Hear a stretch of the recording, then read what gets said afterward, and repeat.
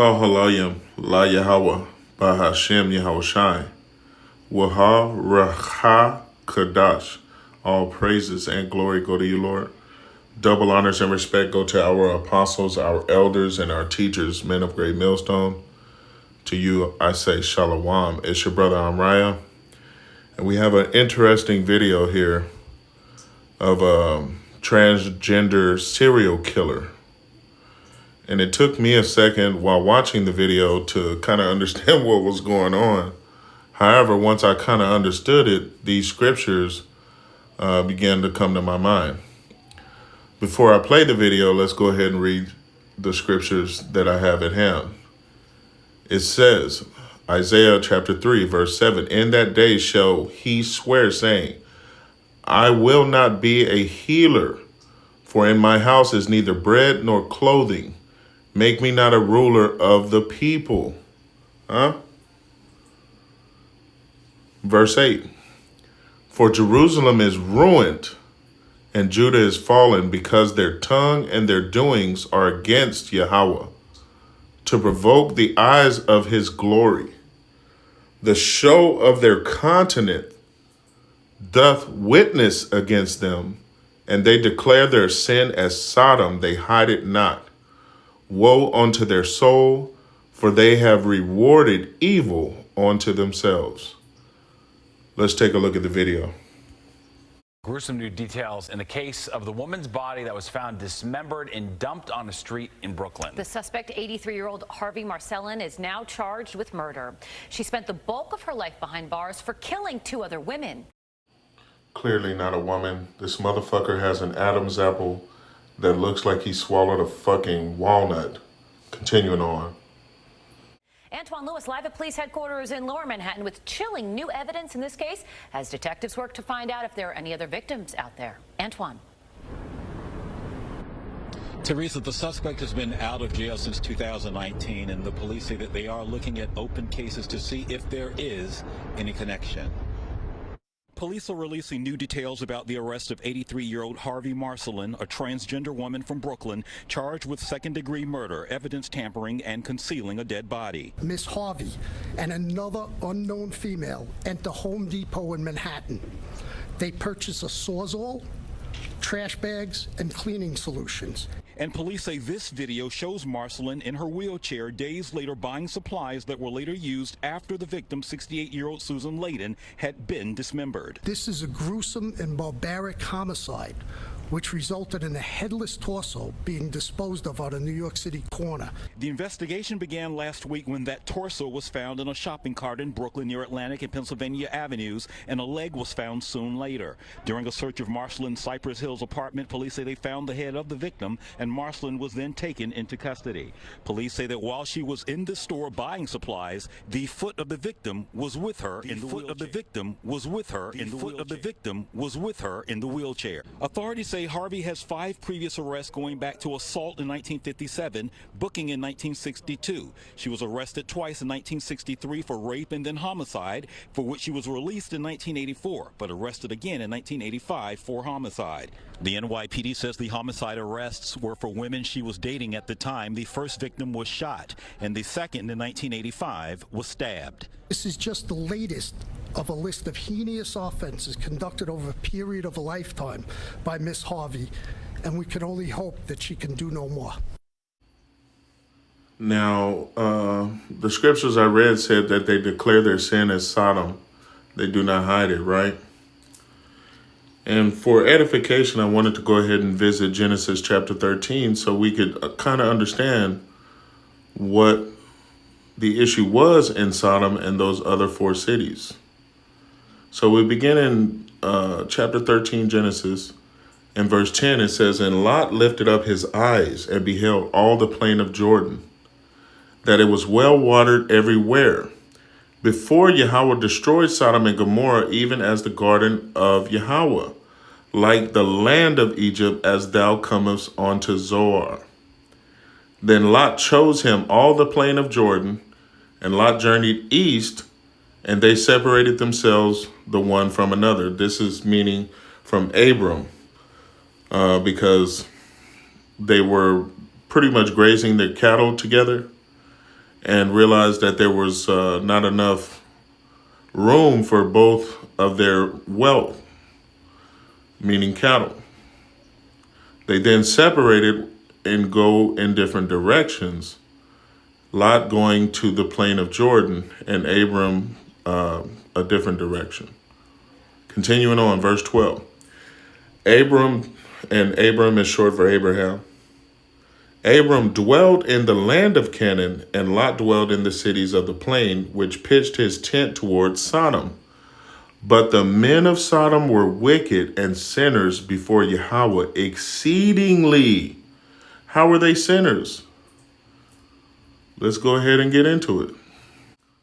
So we skip forward to find out what exactly was going on in Sodom. This is Genesis chapter 19, and we'll begin at verse 1. And there came two angels to Sodom at evening, and Lot sat in the gate of Sodom, and Lot, seeing them, arose to meet them, and he bowed himself with his face toward the ground. And he said, Behold, now, my lords, turn in, I pray you, into your servant's house, and tarry all night and wash your feet. And ye shall rise up early and go on your ways. And they said, Nay, meaning no, but we will abide in the street all night. He pressed upon them greatly, and they turned in unto him, and entered into his house, and he made them a feast, and did bake unleavened bread, which is symbolic of the Passover that we're about to go ahead and experience right now, beginning tomorrow night at even.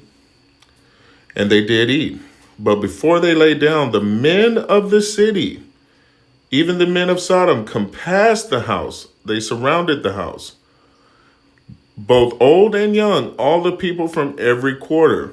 And they called unto Lot and said unto him, Where are the men which came into thee this night? Bring them out unto us, that we may know them. And by this statement here, they're saying, bring them out that we may know them sexually. They wanted to rape the men because Sodom was a very wicked city, indeed exceedingly wicked, through homosexuality, lesbianism, bestiality, and all manner of perversions and lasciviousness that could be known. Okay, and they would be the first example that the Lord would make of this type of sin. Now, from the word Sodom, you get the ultimate word sodomite, which means someone who is a butt pirate, a doo-doo chaser, however you view it. Verse 6, and Lot went out at the door unto them and shut the door after him and said, I pray you, brethren, do not so wickedly. Behold, now I have two daughters. He's offering up his daughters, which have not known man. Let me, I pray you, bring them out unto you, and do ye to them as is good in your eyes. Only unto these men do nothing. For therefore came they under the shadow of my roof. Now, Lot is doing his best to protect these angels, which they needed no protection, as you're going to hear in just a moment, to the point of he was willing to offer his two daughters to keep them from doing that which is against God's law, Yahweh's law, Yahweh Ba'ashem, Yahweh Shai's law. But let's continue reading. Verse 9, and they said, stand back. And they said again, this one fellow came in to sojourn, and he will needs be a judge. Now will we deal worse with thee than with them? And they pressed sore upon the man, even Lot, and came near to break the door. They was going to take the cookies by force. And sorry for my visual, I don't know how else to say it, but they was literally going to rape these men. So they thought. Verse 10, but the men put forth their hand and pulled Lot into the house to them and shut to the door.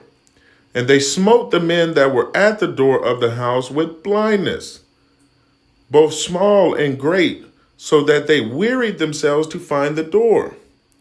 And the men said unto Lot, Hast thou here any besides son-in-law and thy sons and thy daughters, and whatsoever thou hast in the city, bring them out of this place.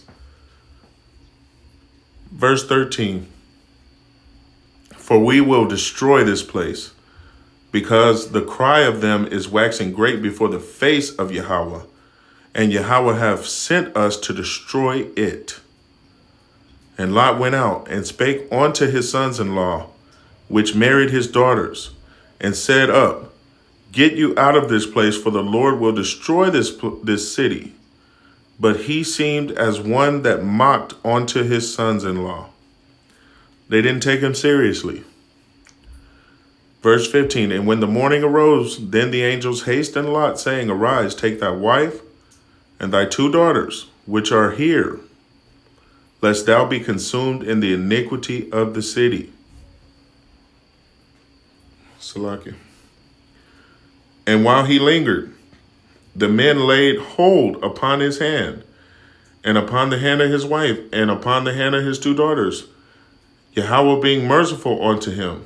And they brought him forth and set him without the city. They put him outside the gates. And it came to pass, when they had brought them forth abroad, that he said, Escape for thy life. Look not behind thee, neither stay thou in all the plain. Escape to the mountain, lest you be consumed. And Lot said unto them, Oh, not so, my lord. Behold, now your servant have found grace in your sight, and you have magnified your mercy, which you have shown unto me in saving my life. I cannot escape to the mountain, lest some evil take me and I die. Behold now, this city is near to flee unto, and it is a little one. Oh, let me escape there. Is it not a little one, and my soul shall live? And he said unto him, See, I have accepted you concerning this thing also, that I will not overthrow this city, for the which you have spoken. Because he was going to probably take the whole kit and caboodle, knock it all down. Verse 22. Haste thee, escape thither, for I cannot do anything until you become there. Therefore the name of the city was called Zoar. The sun was risen upon the earth when Lot entered into Zoar. Then Yahweh rained upon Sodom and upon Gomorrah brimstone and fire from Yahweh out of heaven. And he overthrew those cities and all the plain and all the inhabitants of the city and that which grew upon the ground. But his wife looked back from behind, and she became a pillar of salt. The moral of the story is Sodom, Gomorrah, and those other cities were punished for the act of their perverseness, okay, their lasciviousness. Look that up. And the same wicked ass individuals are inhabiting the earth again today, declaring their sin as Sodom. So going back to the original point, after you've seen this video, which is horrific to even witness, verse 9, Isaiah 3 and verse 9 again, the show of their continent does witness against them, and they declare their sin as Sodom, they hide it not. Woe unto their soul, for they have rewarded evil unto themselves. Take a look. 2/3 must go, and they will be punished. Shalom, Israel.